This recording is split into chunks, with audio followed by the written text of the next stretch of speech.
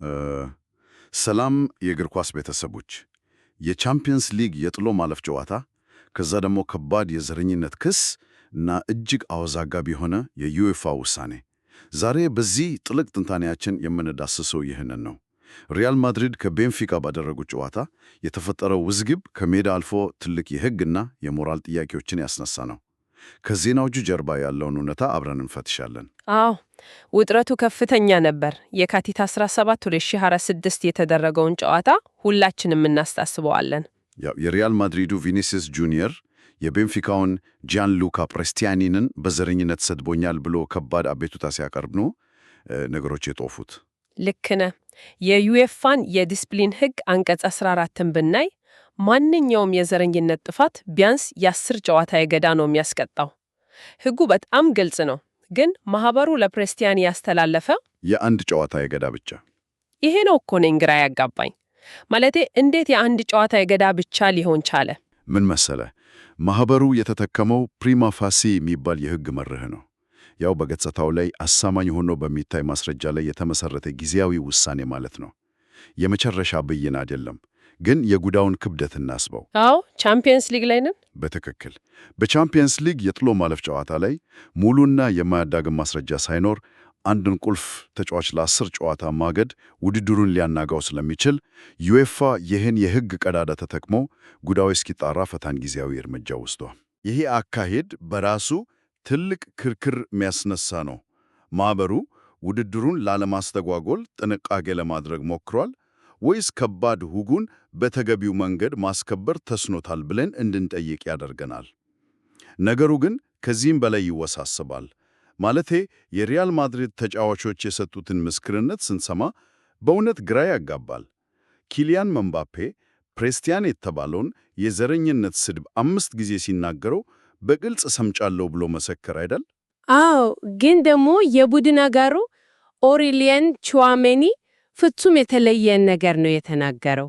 ቹዋሜኒ ፕሬስቲያኒ ስህተት እንደተፈጠረና የተጠቀመው ሌላ የግብረ ሰዶማውያን ስድብ እንደሆነ መናገሩን ገልጿል። ምንም እንኳን የፕሬስቲያኒ ወኪል ይህን ንግግር ሙሉ በሙሉ ቢያስተባብልም አስገራሚ አይደለም? በአንድ ቡድን ውስጥ ያሉ ሁለት ከፍተኛ ተጫዋቾች በአንድ ክስተት ላይ እንዲህ አይነት የሚጣረስ ምስክርነት ሲሰጡ መስማት እጅግ ያልተለመደ ነው። በጣም እንጂ። አንዱ ዘረኝነት ነው ይላል፣ ሌላኛው ደግሞ ሌላ አይነት ስድብ ነው ይላል።